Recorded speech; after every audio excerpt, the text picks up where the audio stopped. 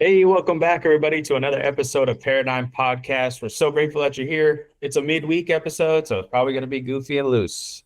So, before we jump into the episode, make sure you subscribe to the channel, like the video, drop a comment down below, and follow us on all our social media platforms. All you need will be down in the description box below. So, this week we're going to be discussing Beyond Good and Evil. We're getting real close to the end. We are discussing his chapter titled What is Noble? And we're going to be talking about aphorisms 283 through 286. So I'll go ahead and start with 283. So let's jump right in. If one wishes to praise at all, it is a delicate and at the same time a noble self-control to praise only where one does not agree. Otherwise, in fact, one would praise oneself, which is contrary to good taste. A self-control, to be sure, which offers excellent opportunity and provocation to constant misunderstanding. To be able to allow oneself this veritable luxury and taste and morality, one must not live among intellectual imbeciles, but rather among men whose understandings and mistakes amuse by their refinement, or one will have to pay dearly for it. He praises me, therefore he acknowledges me to be right. This asinine method of interference spoils half of the life of recluses, for it brings the asses into our neighborhood and our friendship. Dude, don't bring the ass in the neighborhood. Yeah, Don't bring the ass, dude. Must be a hell of an ass. Mm. Right. What'd you guys get from that?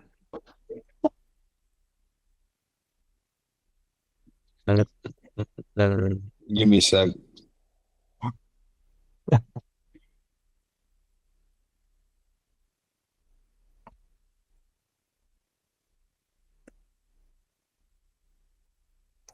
Well, I think to summarize it is he's uh giving note to people that take credit where credit's due, especially when people that can take ownership over mistakes and things that they need to learn from the past, and people that can reflect on those and learn from them, and also maybe help themselves to be more wiser for the future. Um, I think he's also preaching at not being too in your own way of thinking that you know everything, that no one else can guide you to a preceding principle. So I think just in general, he's kind of just like, don't be like your worst enemy.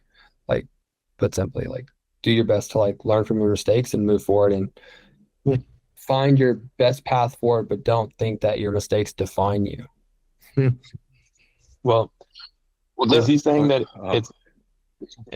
it's poor taste in order to praise only that which you agree with?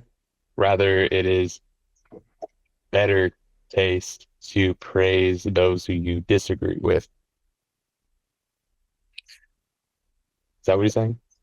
I think he's saying to be noble is to praise somebody who you disagree with. Right. Um, if you praise people that you agree with, it's simply because You agree with him? it's self-praise, right? You're praising yourself essentially. So it's not noble to Not, do that. yeah, or intellectually dull. That would be better. Yeah. It's like the Mm. echo chamber. Right. Like real genuine praise is not flattery. It's like a sophisticated, actual, like genuine act, you know? And if you're agreeing Right. with you praise somebody because they agree with you, then you're merely flattering yourself while guising by flattering other people, you know? Mm. You're like, this is someone that shares my same idea, and like he's great, so like, of course, I don't know, it's like by me having the same idea as him, I'm also great. Where it's like, Mhm. if someone you disagree with, it would take more nuance. And then like if you're an open mind, and like even if you disagree with them, if they showed you like a very interesting angle, you if you said, "Wait, like, all right, that was pretty interesting," like maybe I don't necessarily agree, but like that was an interesting take, that would be like, oh, that would be like your I guess, more pure. At least, yeah, you're more truth seeking. And in a sense, by reading this book, we don't necessarily agree with everything that Nietzsche says, parts of it, but we could still praise Nietzsche and be like, oh man, what a hell of a writer, dense with information, is such an amazing writer, like we might not agree, but we could still praise the person. Like that's kind of an example of it. And yeah, I agree. I guess I'm a little confused on the part where he says, um, if one wishes to praise at all, it is a delicate and at the same time a noble self-control to praise only where one does not agree. Otherwise, in fact, one would praise oneself, which is a contrary to good taste. But this part is what I don't understand. A self-control, to be sure, which offers excellent opportunity and provocation to constant misunderstanding. So let's say you praise somebody that you disagree with, right? They become flattered. So a little bit lower down, he says, he goes, he praises me, therefore he acknowledges me to be right. So Yeah, exactly. That's like what Sun brings it out. that's the misunderstanding. So it says it's an excellent opportunity and a provocation for misunderstanding. Because I praise you, you think that I'm telling you that you're right. And there's that misunderstanding part. Even if you disagree or if you agree. Yeah, no, if you disagree, if like let's say me and you have a point that we disagree upon, but I can still be like, hey, you made a great argument. I like the way you approach this conversation. And then you walk away thinking that, oh, because Jay praised me, like I'm right. Like that's Oh, the I see. I see. but like Jay's like he could still be wrong, but like I like he gave you roses when it was due, right? It's like another Right. term, right? It's like all Okay. right, shit right there. Like that was pretty good stuff right there, But sometimes people walk away, they go, oh, he for sure agrees with me. Because Yeah.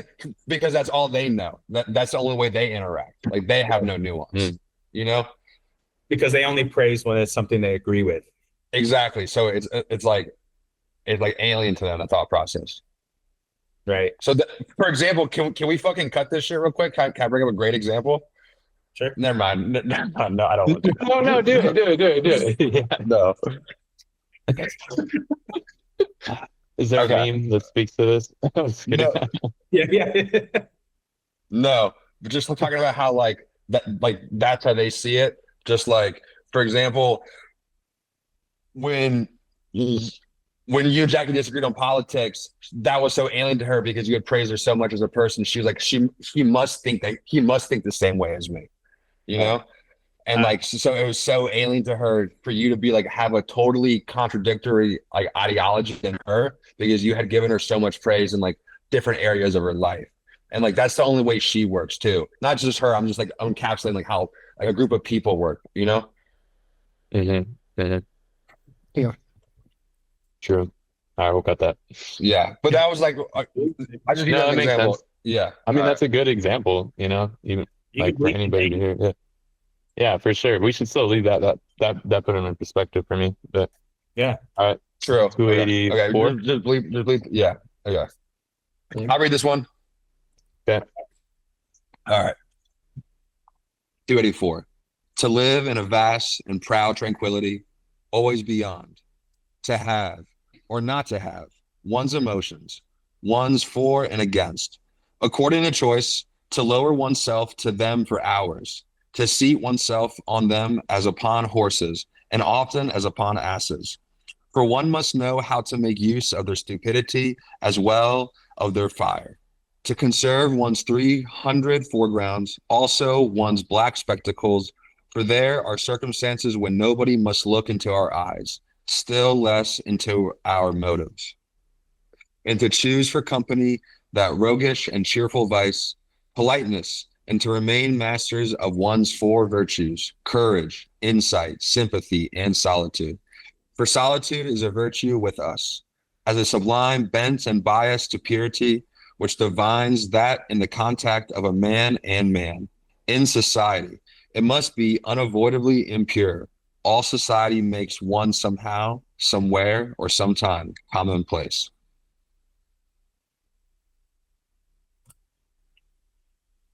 And Okay.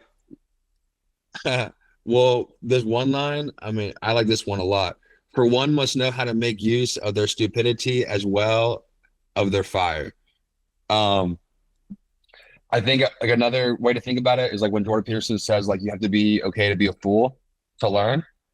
Yep. And the fire is like the passion that like you want to grow, you know, and like if you take care of fire the right way, it can get like huge, right? Mhm. And if you like leave it unattended, like it'll just die, whatever. So like I feel like that's what he means. It's like not being afraid to not look like the top of the class or a genius or whatever all the time. Like if you do worry about that, then you could stagnate yourself. But if you're open to be the fool and you have fire, like if you use being stupid correctly, like what's the meme? Weaponizing autism. Like you know, it's like if you weaponize your autism correctly, like and you have the passion, then like it's actually a superpower. Oh yeah. Yeah.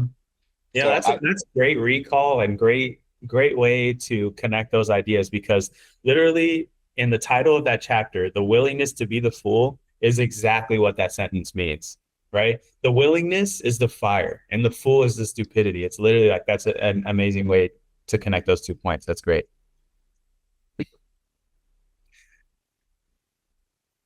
Let's see here. I like this sentence in here. It says to conserve one's 300 foregrounds, also one's black spectacles. For there are circumstances when nobody must look into our eyes, still less into our motives. And like Mhm. the good idea, like the to break it down, to conserve one's 300 foregrounds. Like you have all these thoughts, you have all these ideas, and you have all these actions in which you conduct yourself to hide them behind black spectacles. Not everybody's supposed to see behind the curtain, you know?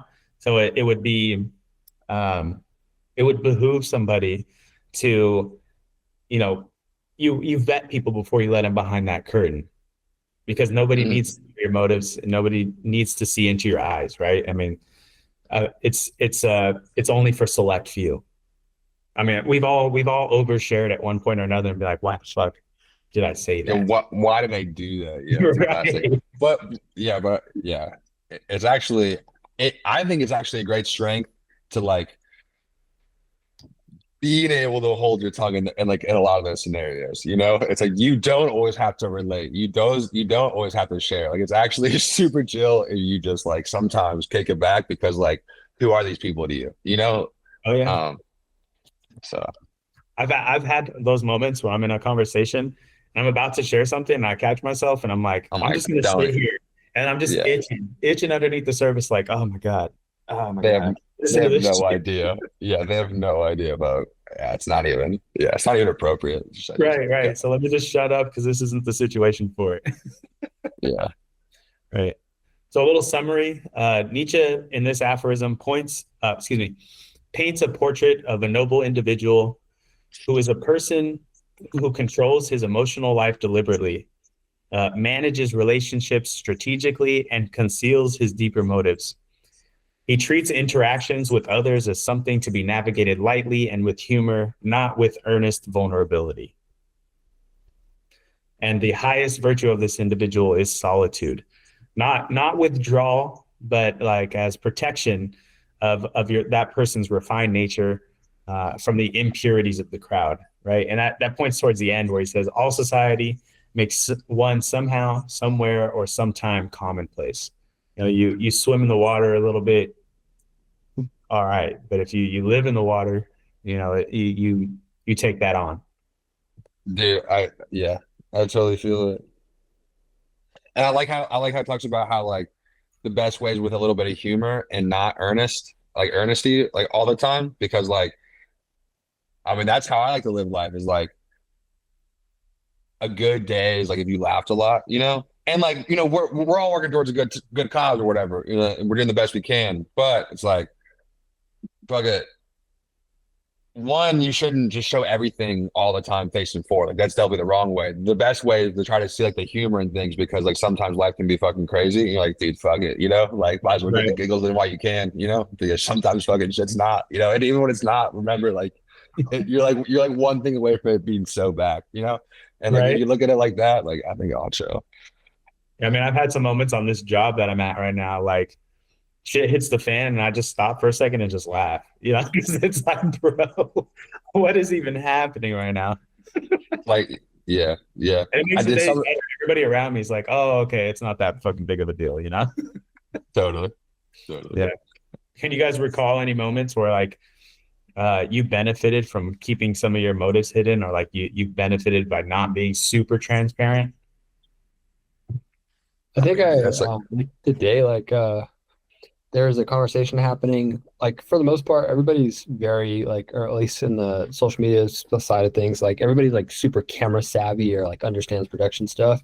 And I kind of like just wanted to hear where everybody's at with like understand like having their own gear and like what level of stage like people are at. Are you at like super high end production stuff, or are you like the low like level, like my level, where you're like you just buy your mirrorless camera and you understand how to do audio or run social media? Like I was just curious and just listening. And I definitely wanted to like oh yeah, like I definitely want to talk about my setup too. And I think I just like wanted to hear where everybody's at, like outside of what their role is for the job, Hmm. and what people's interests are. Because some people's interest isn't camera stuff; they just understand like marketing really well. Yeah. So I was really interested in that, and just wanted to listen to people talk about their backgrounds. dude, Nice. I think that's perfect. I think that's perfect. Yep. Like Yeah. one thing I see in my jujitsu gym all the time, and that's what made me think about it, is like, you know, when I first got there, I was only there to like just do the thing, you know, and because like I was nobody and like I was at the bottom of the totem pole type stuff, and like now 'cause I show up all the time and like I would always listen but not talk really, you know. You know, now I'm like one of the homies with everybody, one of the boys with Yeah. everybody at the gym, you know. And when new guys come, they want to jump in and like immediately be that, and it's just like no, first you gotta just like be like just like a listener kind of, you know. And like sometimes, you know, I don't know, like, but sometimes people want to all like you just said, like, let me tell you about my setup. It's like I don't Right. even know you, bro. Like, I really don't even care about your setup, if I'm being honest, you know. Right. And I don't say that out loud, but like that might be a fucking quick thought in my head because like Oh yeah, I I'm definitely just had I'm just a human. I'm not talking about you. Just like if that's like you know what I'm saying? Like people think that shit sometimes, you know? yeah, and Like, to me like I've gotten I don't know, just personalities or like I've gotten along a lot better with people that aren't that like novice, that want to be able to like just jump straight into conversation, like hey, accept me, like I'm new, like I can fit in right with you guys. I do Yeah. well with people that kind of take like, I recognize I'm new, I want to at least I want to see how you conversate, I want to see how things like ebb and flow and like what the workings is without me talking. yeah. And it's a win-win if you think about it. Like a lot of people like talking about themselves, let's be honest, you know? And, Yep. and if you just sit there and listen and let them talk to themselves about themselves, you don't have to say anything. You just kind of engage in the conversation like, oh yeah, that's really cool. You know, like kind of ad-libbing it. And That's that a nice person will bike. walk away. Yeah, nice bike. If you haven't read that book, go check it out. But yeah, I mean, literally, you won't even really say much, but that person will walk away from the conversation like, wow, that person was really cool. You know, like Yeah. it's a For win-win. for me, well, uh, in my presentations for some of my design work, I've recognized that I need to learn to listen more to my client when they're talking about what they want and how they're feeling and what doesn't feel right and what does feel right when I'm presenting like mood boards.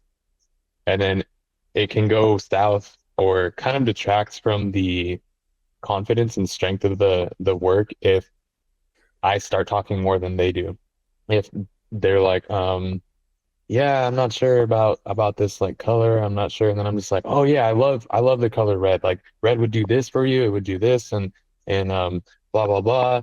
And I'm like, you know, like kind of like do this thing, and then I'm like selling it to them. And I need to learn when to be confident about, you know, the decisions we're making, and then just embrace it and pivot and then move on to the next thing, rather than having to just chime in to make them feel heard.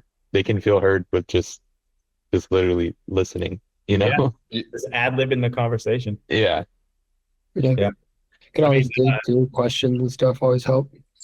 yeah, when I was teaching or when I gave my master's thesis defense, um, when I was giving a presentation, and I really admire this about Jordan Peterson, is when he gives a talk, he'll think about what he's saying before he says it, right? And Like when it came to teaching, you give the spiel or whatever, and then you open up the room for questions, right? And then you just sit there. It's a little awkward a little bit, but ultimately, like I imagine, like with David, Devin, when you're selling a product, somebody will tell you what they want to buy, right? You just have to listen. People, same thing with teaching. People will tell you what they want to learn. You just have to listen. So putting the shades on and just kind of listening and engaging the conversation lightly and humorously, it could be really beneficial. And I think that's what he's pointing towards in this aphorism. Agree. So, yeah. Yep. This is what you look like when you try and chime in. Oh, wait, 2 seconds. Who, me? This is what you look like when you try and chime in. Play the video because that's funny. It's not a video, it's just a photo. No, but there's a GIF of that where he does it. But yeah, that's Oh. it. Yeah, that's it. It looks like Blueface's kid, bro. Devon's baby picture, dude. No. So creepy, dog. Oh yeah. Look at that ad. Yeah. But you get the idea. This is what you look like. Don't be this guy. That's me, dog. That's me. Is that what you're trying to say? No, not you. When you're trying to Yes, chime in, your yes. first day of Brazilian Jiu-Jitsu. I heard about this conversation. But the shoe fits. All right. Who wants 285? Find it. I got it. Okay. The greatest events and thoughts. The greatest thoughts, however, are the greatest events, are longest in being comprehended. The generations which are contemporary with them do not experience such event. They live past them. Something happens there as in the realm of stars. The light of the furthest stars is longest in reaching man, and before it has arrived, man denies that there are stars there. How many centuries does a mind require to be understood? That is also a standard. One also makes a gradation of rank and an etiquette therewith, such as is necessary for mind and for star. I liked this one. I like this one a lot. Like the idea of we've all heard the stars in the sky are all dead by the time we're seeing them, Yeah. right? And it makes it's a good picture to paint when he's talking about great ideas and great thoughts. Like this guy in geology, his name is Alfred Wegener. He came up with this idea of continental drift, right? The idea of Pangea, all the continents were together, they drifted apart, and that's how we have the Americas and the European, Asian, African, Australian continent. And his idea wasn't fully accepted at first, right? And then now, I think it was like late 1800s or early 1900s. Now that idea is the basis for all geology. My entire study depends on that idea, right? And so all these ideas that get proposed throughout history, what he's saying is at the time, they don't get the admiration, the accolades, or the recognition that they do after centuries, right? I mean, Nietzsche, at his time of writing this book, Nietzsche wasn't all that. But now you say Friedrich Nietzsche, people pretty much know who you're talking about. Like, oh, it's one of those people JVP talks about, or oh, it's one of those people like all these people. Everyone, even my dad would be like, "Oh, isn't he a commie?" Like that's what he would say. Right. I mean, they know the name, right? So it took them Yeah. a couple centuries to actually like recognize and gain, that type of recognition. Yeah. Can you guys think of somebody like a modern person who maybe not be getting the recognition, but is likely to get it in the future? Oh. Well, modern times now that's not getting it. We'll get in the future. It's your aunt Trump. I don't know. No We'll way. see. We'll see, dude. We'll see. We'll see, dude. There's some people in my life that are saying trust the plan, and I'm like, dude, I don't fucking know, but we'll see. It doesn't even talk about. Satoshi Nakamoto, dude. Develop blockchain, change the world. Okay. How about this? Like right now, there's a lot of these guys that are like obsessed with what's underneath the pyramids in ancient Egypt, okay? Yeah.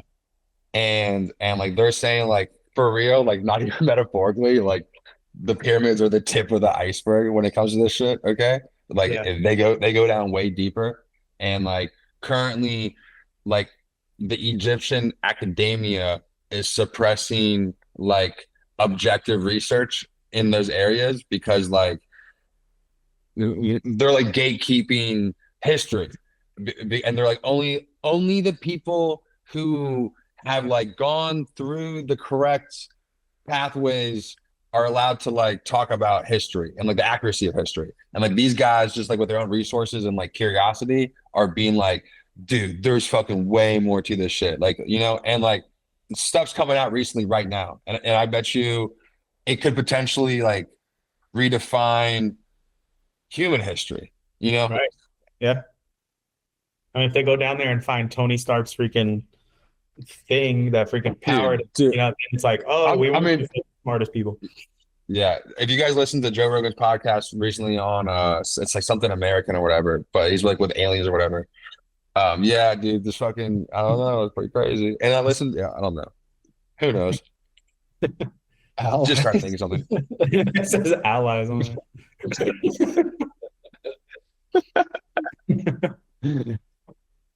All right. Yeah. So that makes sense. I mean, if some modern thinker were to go and whoever discovered that there was stuff underneath the pyramids to begin with, significant, right? Recognition. I mean, they already discovered it. Like they found that shit with like fucking like lidar, like from satellites. Like they found it, and like right now it's kind of being low key. So yeah, Yeah, man. They got to go and take some geophysics out there and freaking. It's like a lawnmower, or they have like drone ones that fly it, and it can penetrate like meters down, and you can get like real clear imagery. It'd be real cool to get that. That'd be really cool. I bet you they do. Yeah, I bet. You think they don't? Like why wouldn't you? Like Right. you would obviously do that if you were you were Egypt, brainer. You think I'm lying? Can you guys think of something from your own life that you recognize as important now in hindsight, but at the moment maybe you didn't? I know there's a lot of stuff. Tons of stuff. Yeah, very. Oh, this is actually an interesting conversation. The conversation of freelance, because a lot of the people that work in the department I'm in, like come from like they're working for themselves, freelance space, and a lot of the guys are like 20, 21, 19, like super young, and like I was kind of I threw Jeremy's quote in there. I was like, honestly, like I like reflecting on like life and being able to live in California and be able to travel and see like go camping and all this, like just listing a bunch of stuff I did. And because a lot of people don't even understand like California, they just think of like fucking beaches. Yeah. I was also like, if you think about it, like really like what I'm really excited for is more of the journey than the destination. I said stuff in between there, but I threw that one on there. And then one of the young guys was like, see, I agree with you, but I think it's the opposite. I think it's the destination, not the journey, because the destination is going to create who I'm going to become. So I think the journey is just going to allow me to I was like, I definitely see that. But the wisdom that like the point he's coming from is that the destination is going to somehow fulfill something that like he's going to future become. I was like, you're young. I'm not here to. Yeah, that's a you team. But I think the journey and everything that it teaches you is like what you're really riding for. Like that's what you're doing. Like it's funner to be doing it rather than to have it. Right. But I was like, hey, I hear you. You know what I mean? You're like 20 years old. Like, yeah, you got a lot of life to figure out. So there's this meme I saw recently. It's like this guy sitting down smoking a cigarette, and he goes, "When you realize that you've achieved your goal and existential dread settles back in." Yeah. I was like, yeah, man, it's nice to have the goal, but ultimately the journey is what turns you into that. Yeah. By the way, what's the guy's name? Syphilis or whatever, the rock guy. It's like the guy who's always got to push the rock up the hill forever. Oh, shoot. I know who you're talking about. Atlas? No, he holds it. It's not Atlas. I swear it's like Syphilis. Oh, I don't know. Syphilis, something like that. Syphilis. Yeah, What is Sisyphus. it? Sisyphus. Told y'all, bro. Yeah. Um. Anyway, anyway, the way he ended up like pretty much like breaking the curse or whatever, but not really because the curse is forever. Is that every day he woke up and he was like, dude, fuck yeah, I get to wake up, I get to push the rock up the hill one more time.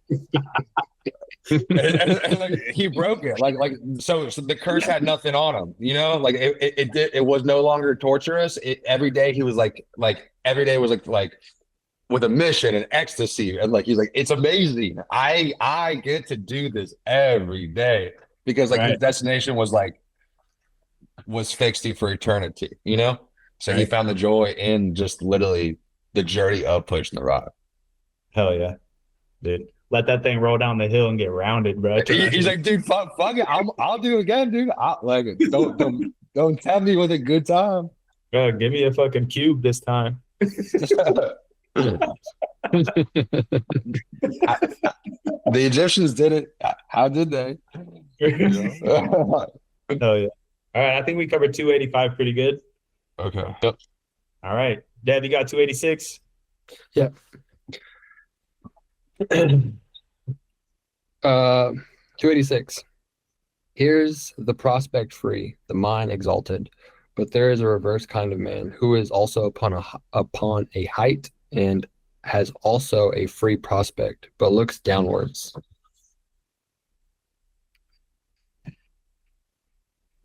Yeah. Damn it, Both men are exalted, right? I mean, they're both at a height. Important note. Both of these men have achieved height and have free prospect, but there's a difference between them. One is that this person has their mind exalted, meaning they look upward, right? And then the other guy looks downward. So what I got here is from a key insight is what one chooses to see from their elevation reveals their soul. I was thinking kind of like before you give me what AI says or whatever. Yeah. I was thinking kind of like there's two types of people.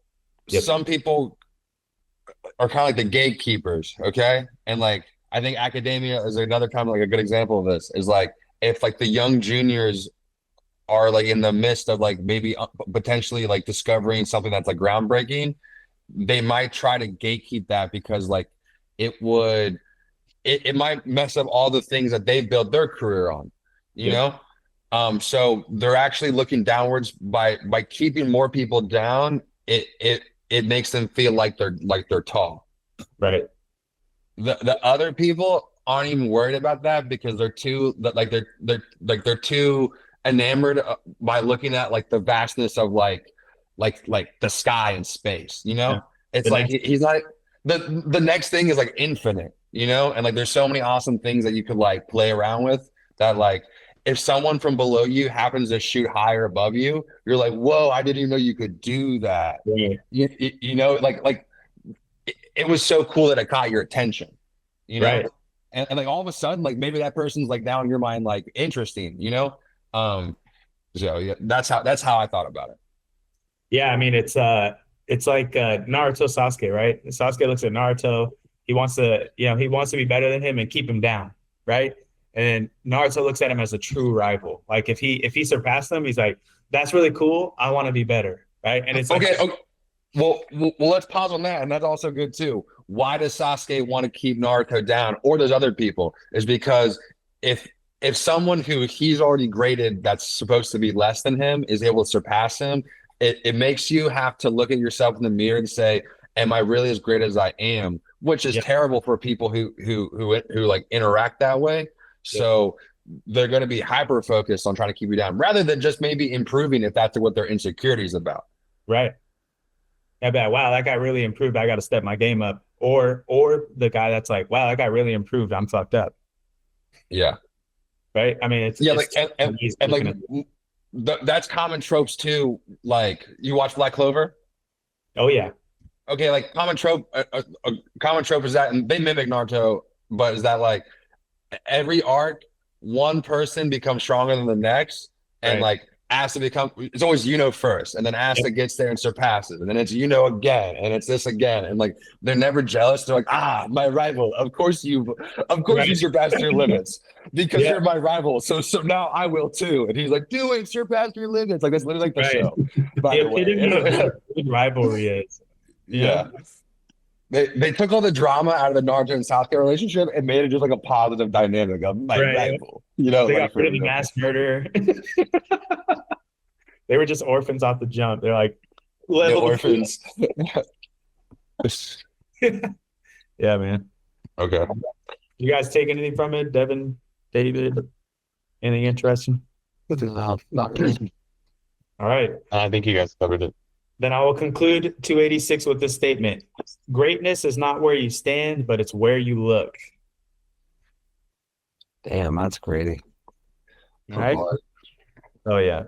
All right, guys. Well, thank you And so guess what? And guess what, baby? We're Aside, looking up at the Lord, the highest possible thing. So fucking that's it right there, And Nietzsche didn't even figure that out because he thinks that's all bad. But guess what? He was wrong. Es todo, es todo, es todo. All right, guys. Thank you so much for tuning in to another episode of Paradyme Podcast. We appreciate you being here. We're so grateful that you're watching our episodes. And if you're reading along with us, drop a comment down below. What was your favorite aphorism from this week's reading? All right, so before you take off, like the video, subscribe to the channel, drop a comment down below, hit the little bell next to the subscribe button so you're updated every time we put up a new video. And follow us on our social media platforms. All the information you'll need will be down in the description box below. Again, we're so grateful that you're here. And remember, who you are now equals who you'll be tomorrow. Peace. All